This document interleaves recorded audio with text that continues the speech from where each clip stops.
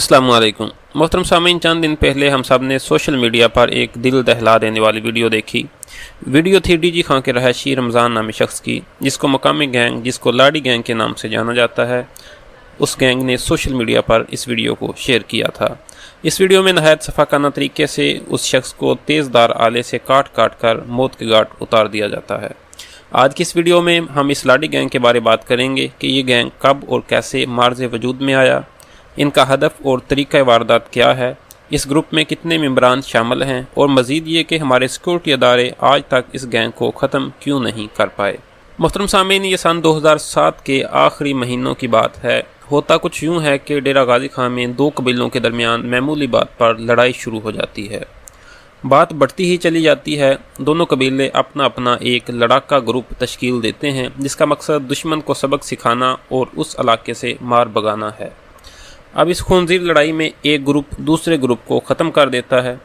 जीतने वाले ग्रुप को दुनिया लाड़ी गैंग के नाम से पहचानती है, और यही वो लाड़ी गैंग है जिसकी दहशत आज भी डीजी खां के तूलो अर्ज़ में छाई हुई है।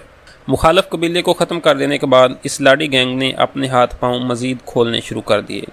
पहले चोरी, फिर डाका जनी, अगवा बराए तावान, और फिर इनके कारनामे इस हद तक पहुँच गए कि जिसको चाहते कत्ल कर देते, इज़्ज़तें तार तार कर देते और सहाग उजाड़ देते, और ये सिलसिला आज तक कायम है। मोहतरम सामीन, अब हम बात करेंगे कि इस डाकुओं के गिरोह को आज तक ख़त्म क्यों नहीं किया गया। अरसा 13 साल से मासूम आवाम के जानो माल से खेलने वाले इस लाड़ी गैंग को आज तक नकील क्यों नहीं डाली गई। इस बात को समझने के लिए हमें डीजी खां के जगराफिए और वहाँ मौजूद पुलिस के निज़ाम पर एक नज़र डालनी होगी।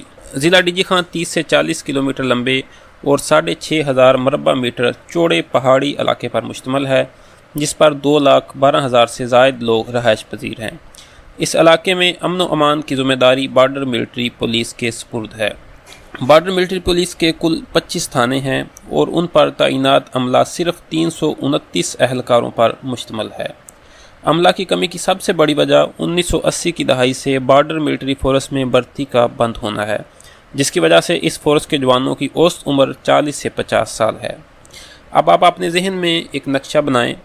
50 साल का एक बूढ़ा सिपाही नाकाफ़ी वसाइल के साथ ऐसे दुश्मन से नबर्द आजमा है जिसके पास दुनिया का जदीद तरीन असला, बेपनाह एमुनेशन और आमद व रफ्त के लिए 250 सीसी मजबूत तरीन मोटरसाइकिल्स मौजूद हैं। यह दुश्मन रात के अंधेरे में निकलता है, कार्रवाई करता है और फिर जाकर पहाड़ों में छुप जाता है, और जब ये पुलिस उनको पकड़ने के लिए उनकी कमीन गाहों का रुख करती है तो ये डाकू दूर मार असला से खबरदार करके पुलिस को वापस जाने पर मजबूर कर देते हैं। मोहतरम सामीन, वीडियो के आखिर में हम लाड़ी ग्रुप के मेंबरान की तादाद और उनके पास मौजूद असला के बारे बात करते हैं।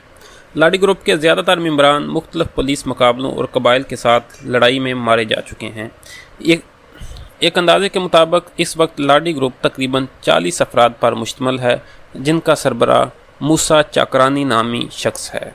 अगर असला की बात करें तो इनके पास दुनिया का जदीद तरीन असला मौजूद है।